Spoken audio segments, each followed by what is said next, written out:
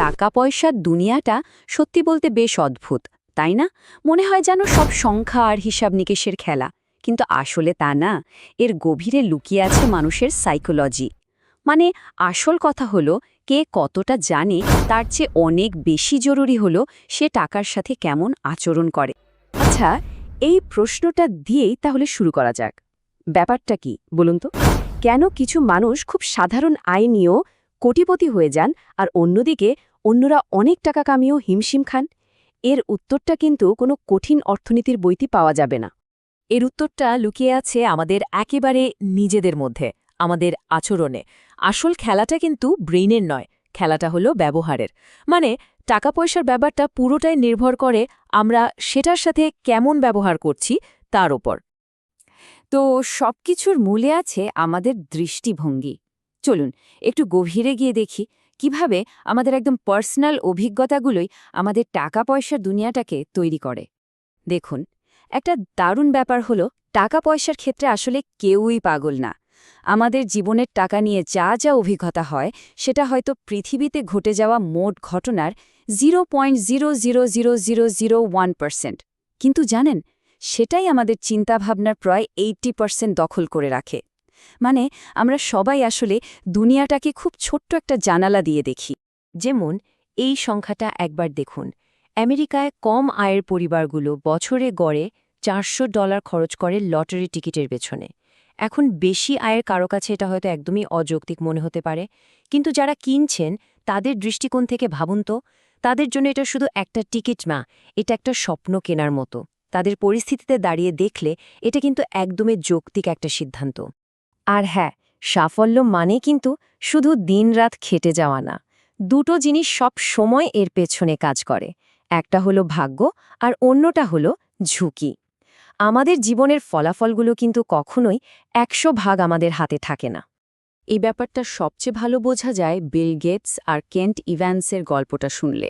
ভাবুন, Bill Gates এমন একটা স্কুলে পড়ার সুযোগ পেয়েছিলেন যেখানে 1968 সালেই কম্পিউটার ছিল। এটা তো পিওর লাক, তাই না? আবার দেখুন, তার মতোই ব্রিলিয়ান্ট এক বন্ধু কেন্ট ইভ্যান্স গ্র্যাজুয়েশন শেষ করার আগেই একটা দুর্ঘটনায় মারা যান। এটা হলো ঝুঁকির একটা ভয়ঙ্কর উদাহরণ। ভাগ্য আর ঝুঁকি আসলেই যেন একই মুদ্রার দুই পিঠ। তো দৃষ্টিভঙ্গের এই ব্যাপারটা বোঝার পর এবার চলুন সম্পদের আসল রহস্যটা নিয়ে কথা বলা যাক। মানে আমরা যা চোখে দেখি তার আড়ালে আসলে কি আছে। একটা দারুণ গল্প আছে। লেখক জোসেফ হেলার একবার এক বিলিয়নিয়ারের পার্টিতে গিয়েছিলেন।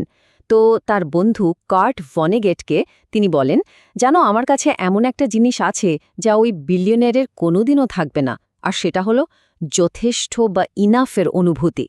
টাকা পয়সা নিয়ে এটাই বোধহয় সবচেয়ে কঠিন কাজ, নিজের গোল পোস্টটা বারবার না সরানো। যখন কেউ বুঝতে পারে যে তার কাছে যা আছে সেটাই যথেষ্ট, তখন সে কিন্তু অহেতুক ঝুঁকি নেওয়া বন্ধ করে দেয়।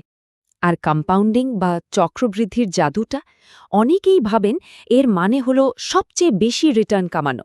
না, আসল ম্যাজিকটা হলো মোটামুটি ভালো একটা রিটার্ন, কিন্তু সেটা একটা লম্বা সময় ধরে কোনো বাধা ছাড়াই পেয়ে যাওয়া। একবার ওয়ারেন বাফেটের কথা ভাবুন, তার 75 বছরের ইনভেস্টিং ক্যারিয়ার। এর চেয়ে ভালো উদাহরণ আর কি হতে পারে? তাহলে আসল সম্পদ জিনিসটা কি? সম্পদ হলো সেই টাকাটা যা খরচ করা হয়নি। ওই যে গাড়িটা কেনা হয়নি বা যে হীরের গয়নাটা কেনা হয়নি, ওটাই সম্পদ। সম্পদ আসলে চোখে দেখা যায় না, এটা হলো ভবিষ্যতে আরও অনেক কিছু করার অপশন। আর একটা খুব জরুরি কনসেপ্ট হলো টেল ইভেন্ট। এর মানে কি? এর মানে হলো আমাদের জীবনের বেশিরভাগ বড় ফলাফলগুলো আসে খুব অল্প কয়েকটা চরম বা এক্সট্রিম ঘটনা থেকে। ভেঞ্চার ক্যাপিটাল বলেন বা স্টক মার্কেট, সব জায়গায় এই নিয়মটা দেখতে পাওয়া যায়। এই যে চার্টটা দেখছেন, এখানে ছোট ছোট লাভ ক্ষতি অনেকগুলো আছে, কিন্তু দেখুন একটা বার একদম আকাশ ছুঁয়েছে। এটাই হলো সেই টেল ইভেন্ট। মানে একটা বিশাল বড় সাফল্য শত শত ছোট ব্যর্থতাকে একাই ঢেকে দিতে পারে। তার মানে কি দাঁড়ালো? বেশিরভাগ সময়ে ভুল করাটা আসলে খুবই স্বাভাবিক একটা ব্যাপার। কিন্তু কথা হলো, ওই বিশাল সাফল্যের জন্য অপেক্ষা করতে হলে আগে তো মাঠে টিকে থাকতে হবে, তাই না? আর ঠিক এখানেই ধনী হওয়া আর ধনী থাকার মধ্যেকার আসল পার্থক্যটা বেরিয়ে আসে। এই টেবিলটা একবার খেয়াল করুন। দেখুন, ধনী হতে গেলে কি লাগে? ঝুঁকি নেওয়া, আশাবাদী থাকা, সবটুকু দিয়ে ঝাঁপিয়ে পড়া। কিন্তু ধনী থাকার জন্য ঠিক তার উল্টো জিনিসগুলো দরকার, যেমন নম্রতা, কিছুটা ভয়, আর যে কোনো মূল্যে টিকে থাকার একটা মানসিকতা। টিকে থাকার এই মানসিকতাটা আসলে 3টে জিনিসের উপর দাঁড়িয়ে আছে। প্রথমত, আর্থিকভাবে এমনভাবে তৈরি থাকতে হবে যাতে বাজারের যে কোনো ঝড় সামলে নিতে পারা যায়। দ্বিতীয়ত, নিজের প্ল্যানের মধ্যে ভুল হওয়ার জন্য একটা জায়গা রাখতে হবে, কারণ কোনো প্ল্যানই তো পারফেক্ট হয় না। আর সবশেষে, ভবিষ্যৎ নিয়ে অবশ্যই আশাবাদী থাকতে হবে, কিন্তু সেই ভবিষ্যতে পৌঁছানোর পথে কি কি বাধা আসতে পারে তা নিয়েও সতর্ক থাকতে হবে। আরেকটা মানসিক ফাঁদ আছে, যেটাই আমরা প্রায়ই পড়ি। এটাকে বলে সাঙ্ক কস্ট, বা যা খরচ হয়ে গেছে তার মায়া। আমাদের এটা মানতে হবে যে আজকের মানুষটা আর 10 বছর পরের মানুষটা এক নয়। অতীতে যা খরচ হয়ে গেছে তা তো আর ফিরে আসবে না। তাই ভবিষ্যতের সিদ্ধান্ত নিতে হবে ভবিষ্যতের কথা ভেবে, অতীতের কোনো ভুলকে ঠিক প্রমাণ করার জন্য নয়।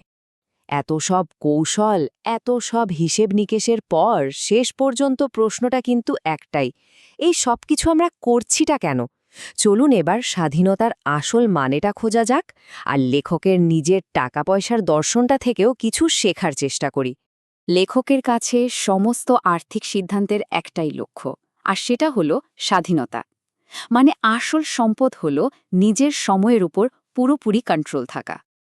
আর এই যে দেখছেন, এটাই হলো লেখকের সেই মানসিক শান্তির পোর্টফোলিও।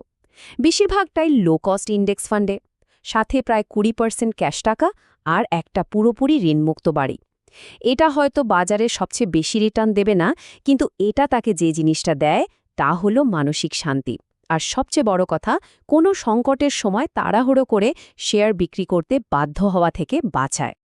চার্লি মাঙ্গারের একটা অসাধারণ কথা আছে, কম্পাউন্ডিংয়ের প্রথম নিয়ম হল কোনো কারণ ছাড়া একে মাঝপথে থামিয়ে দিও না।